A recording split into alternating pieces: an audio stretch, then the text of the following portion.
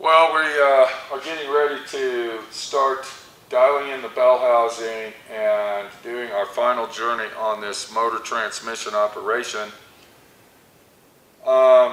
This is the products that we purchased from Modern DriveLine Incorporated out there in Idaho. And it's 3 good-sized boxes. I'm sure the flywheel and the bell housing got some weight to it. But I got our checkoff list here, so we're going to check off as we go down the situation. Now, the bell housing is in this box, okay? And I will tell you, this is a $1,000 bell housing.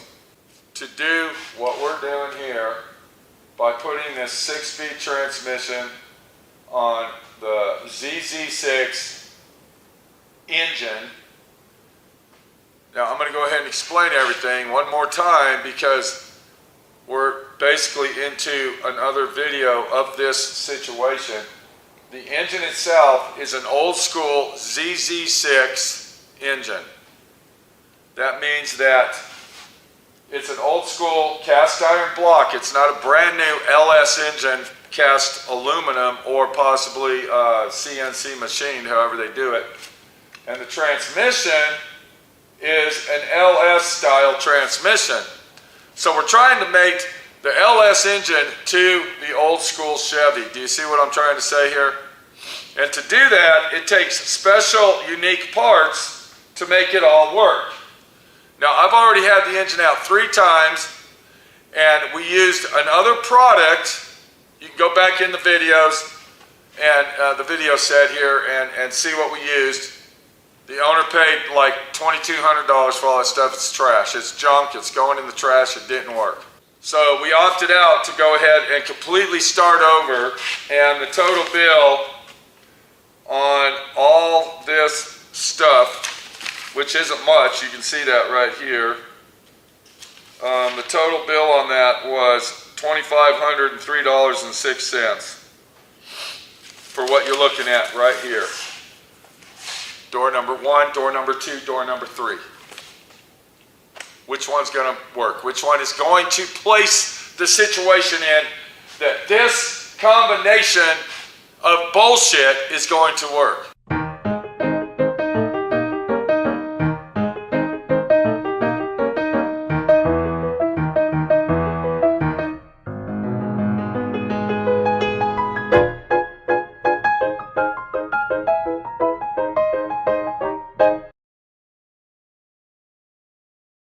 This is Modern DriveLine. That's who these parts are from. They're in Idaho. And the first section of parts that we purchased was from American Powertrain, which I'm very not happy with. I suggest that you don't go to them. Their customer service sucks. They don't tell you anything. They don't help you along the way. Basically, if the part doesn't work, it's your fault. Why is it your fault? Because they've never had anybody in the world ever come across that problem before. And that's always the situation when you fuck up doing a job like this and you call them for help. We've never had that problem before. We can't believe it. You're the first person in 30 fucking years to ever come across that situation. But yeah, do that and do this, and oh, that sounds great. Oh yeah, it's supposed to be like that. Okay, I gotta go. I got 900 other people on the line. I wonder why they have 900 people on the line. So we're gonna go ahead and open these. We're gonna go over the parts very quickly, and then once we go over the parts, this actually is a 2-man job. We're gonna start with dialing in the bell housing. There's 900 videos of dialing in the bell housing on YouTube, but everybody that has these videos of dialing the bell housing in or indexing the bell housing never shows the car driving, never shows you anything about the engine that they use or the transmission or the car itself. They only show you how to do it. They don't show you a test drive to make sure that it actually works. So we're going to go ahead and open all this stuff. MDL has a very high reputation and has been in business for many years, and the people there are very quiet, you might say, very helpful, and very respectful. I guess you could say all that. When I talk to American Powertrain, their attitude is, we got other people on the line. Do you want to order something, or what do you want to do here? So, you know, you get the idea of this versus that. Let's just move down the line and get to the point here. Okay, so we got a bell housing QuickTime Chevy 153 168 tooth, small block, big block, LS to T56 SFI 6.1 certified bell housing.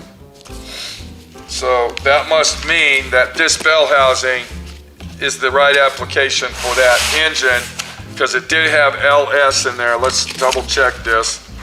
It said small block, big block, LT1 style, which that's what that is, cast iron. And then it says 2 LS T56. Okay, so this bell housing is actually a bell housing that will convert from old school Chevy to modern day driveline, you might say. And once again, this bell housing was $980. $980 for a bell housing, just so you can have a 6-speed transmission. Wow. Okay, we got our typical paperwork right here, and then we get the bell housing out. And okay, so this one does have a shatter shield that comes with it, which is located right here. Let me get all this out of here. Go ahead and put all this right here, and then we'll go over everything. And yeah, the bell housing, I think it's the most heaviest part of the whole situation. So we got the QuickTime bell housing, and you can see that it is race-proof ready. $1,000 for a street car, wow.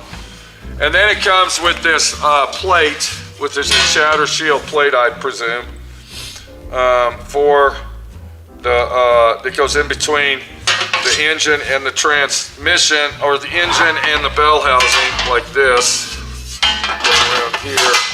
So that would go like that, right there. So that's our bell housing. The bell housing is very expensive, and it comes with all of the hardware for installation for $900. So there's that. And then in door number 2, we're going to have this box.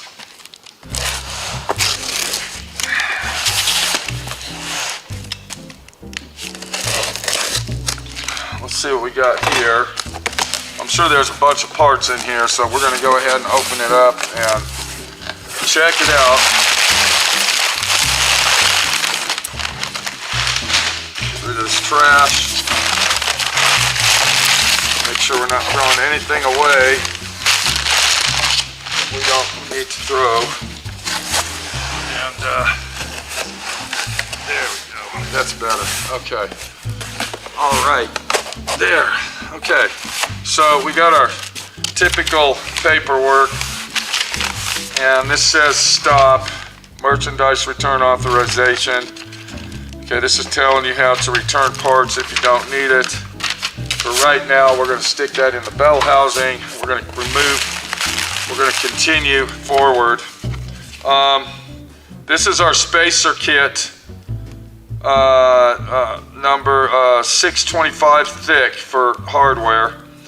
I'm presuming this is for our throwout bearing. This is a spacer for the throwout bearing that goes on the crankshaft or somewhere, so we'll figure that out. Okay, we also have a pressure plate bolt kit, which is their own brand. It's not ARP, but it kind of resembles ARP. So we're going to put that right there. This is our miscellaneous stuff, small parts enclosed. Let's go ahead and check that. The packing of their parts is very nice. They take their time and really pack it well. Let's go ahead and get this stuff out and see what we got. Here's our ARP bolts for our flywheel. This is our flywheel bolt kit.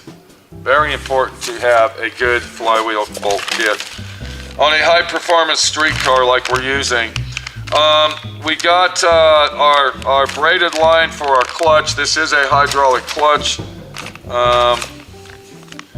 We got another miscellaneous hardware pack.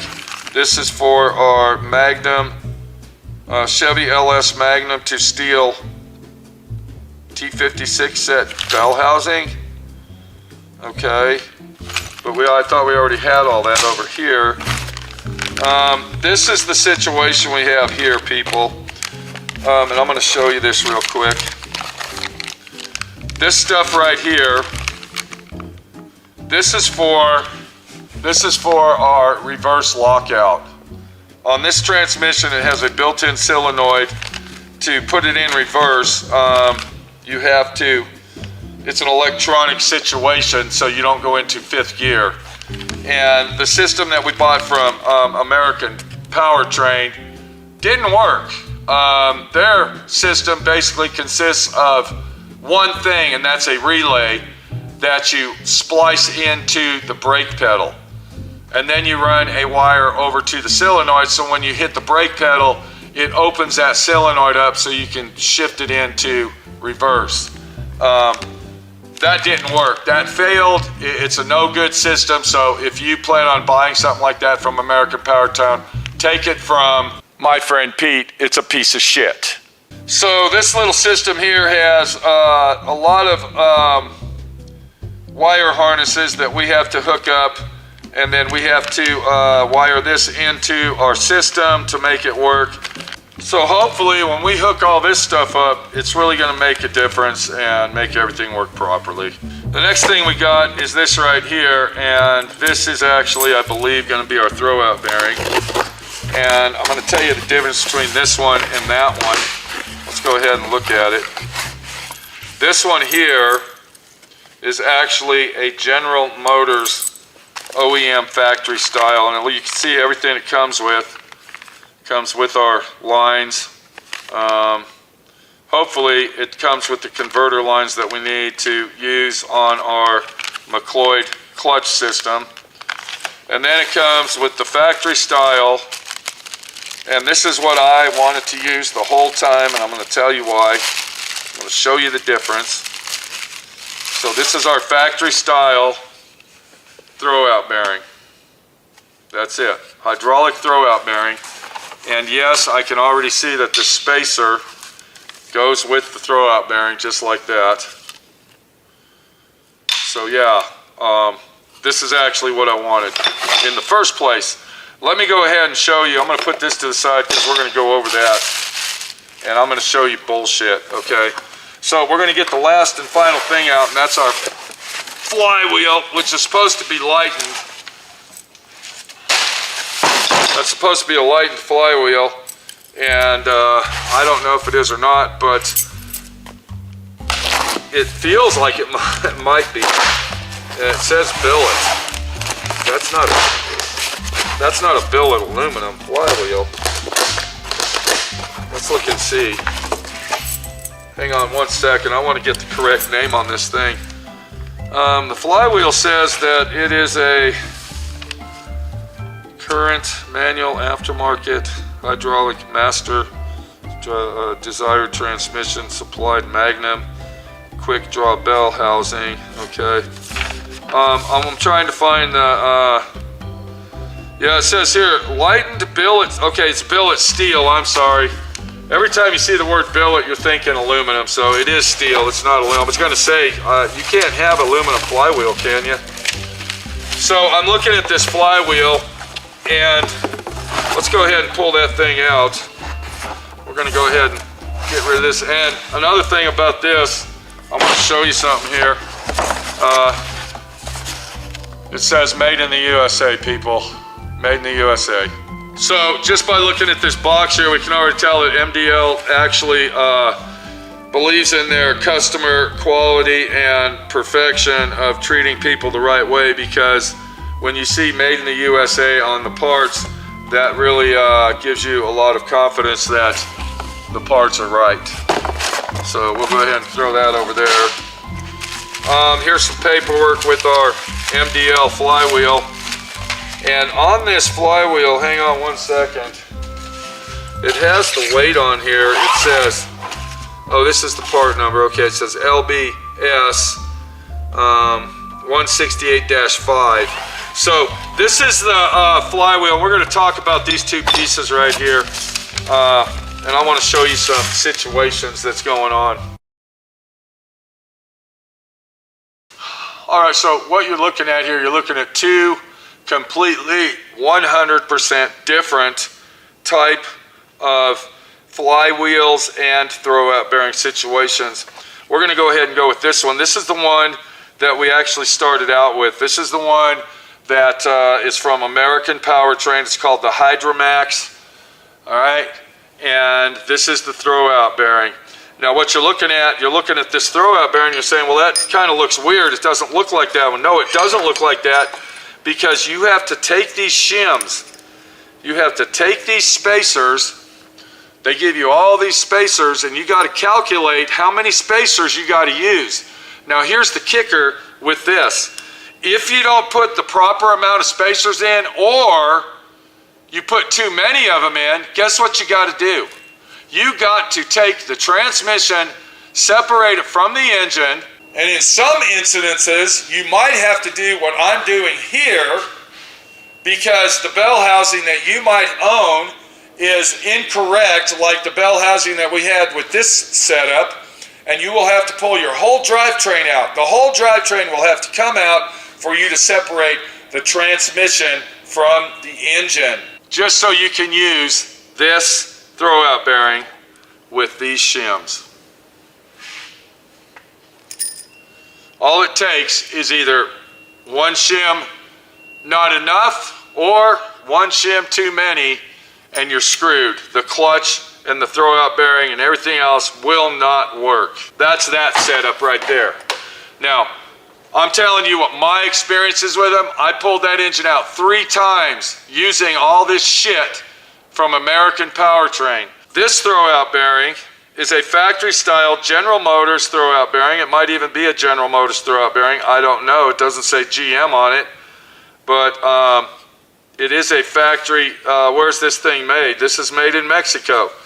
So this is probably a factory General Motors throwout bearing. And then what we had is this spacer, okay, and we'll calculate that out, but either we're going to bolt this on without the spacer, or we're going to have to use this with the spacer, one of the two. So we will calculate that out. And that is a lot more simplified and a lot more easy than calculating out putting these shims in with this throwout bearing so it will work properly. Do you see what I'm saying? This system here, I think it sucks, it's bullshit, and you can take that and throw it in the trash.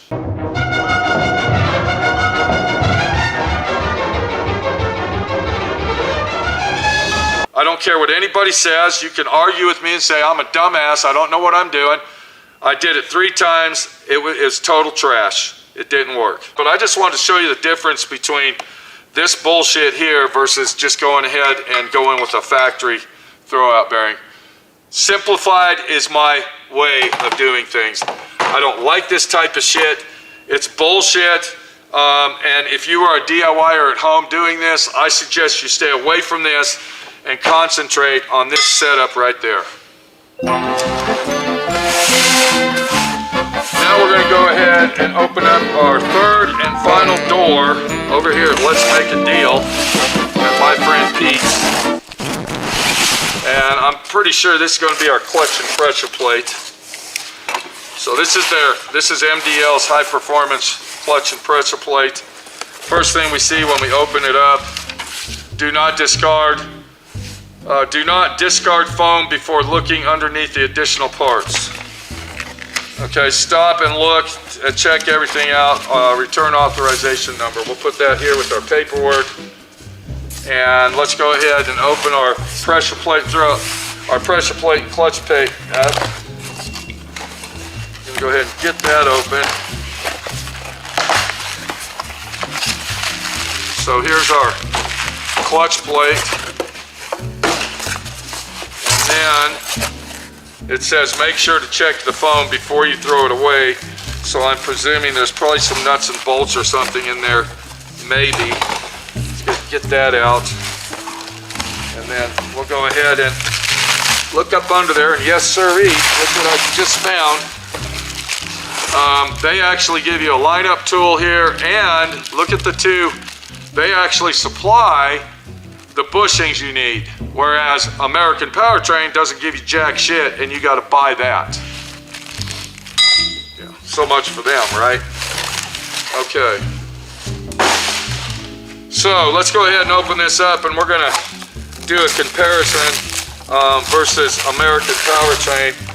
And I can already tell that this pressure plate is like 1/2 the weight, and also 1/2 the thickness. I don't know if you can't see that yet, but I will show that to you.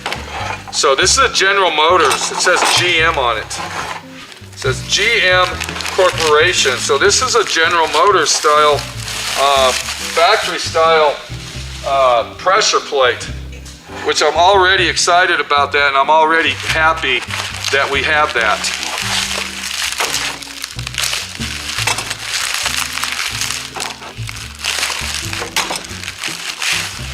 And then I want to take a look at this MDL. Look at this pressure plate, clutch plate. This thing is very high tech and very unique looking in itself. Look at this.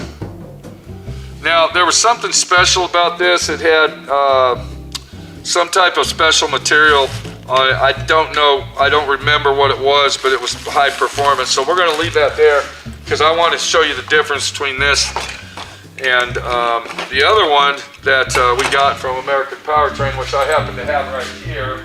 Let's go ahead and get that.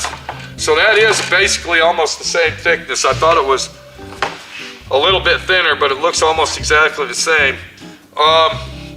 The crown on these are a little bit different. On the fingers, the pressure plate fingers are a little bit different. This looks more professional because it's rounded off, whereas this one is just flattened out. You can kind of see that right there. All right. The weight on them, I would say they're about the same. The weight on them is about the same. This one's painted blue, which I don't really give a shit about what you paint. I mean, who gives a crap about, you know, the paint? The pressure plates, I mean the clutch plates, let's look at that. So we got the Kevlar, I believe that's Kevlar on the back or whatever it is. Almost exactly the same. This one has more air fins on it. You can see that, where air would help cool it down versus this one here.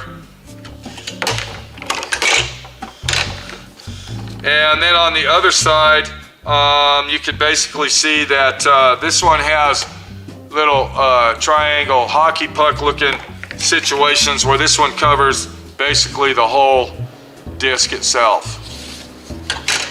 So you can also see this one here is burned up. Yeah, burned up clutch plate. Clutch plate burned up, and the reason for that is because possibly, hopefully, the bell housing was not dialed in.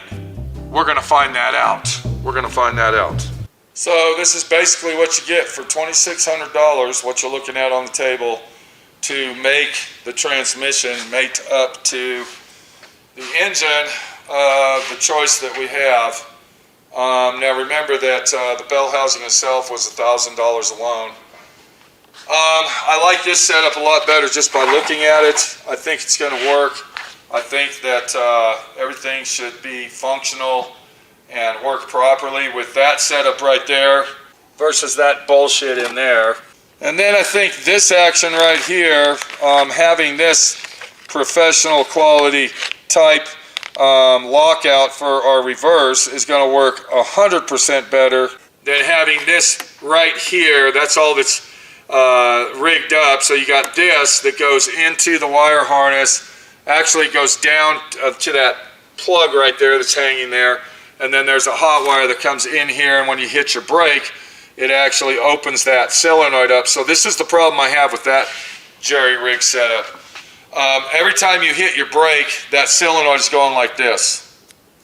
Every time you hit your brake, even when you don't want to use reverse, it's going like this. It's opening and closing. So that's telling me that that setup will probably burn that solenoid out, which is located right here. Will burn that solenoid out in no time at all just by hitting the brake as many times as you have to do, driving in bumper-to-bumper traffic or possibly driving on the highway or wherever you're driving. Having that solenoid open and close every time you hit the brake is bullshit. So the next thing we're going to do is we're going to wait for Minnie, the body shop girl, to get back from Israel. She went on a holy tour of the Holy Land, and when she gets back, we will attempt, I'm not going to say it's going to happen, we're going to go ahead and attempt to index. There's some people that call it index, some people call it dialing it in.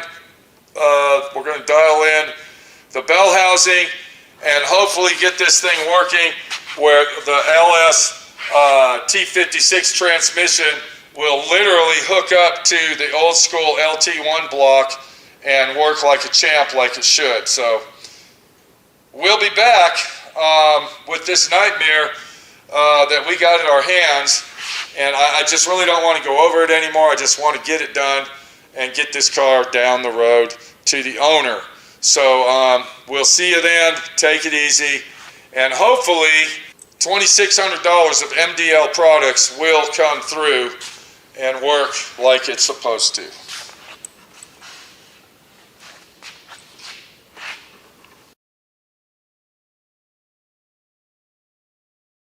Chop chop, man, come on.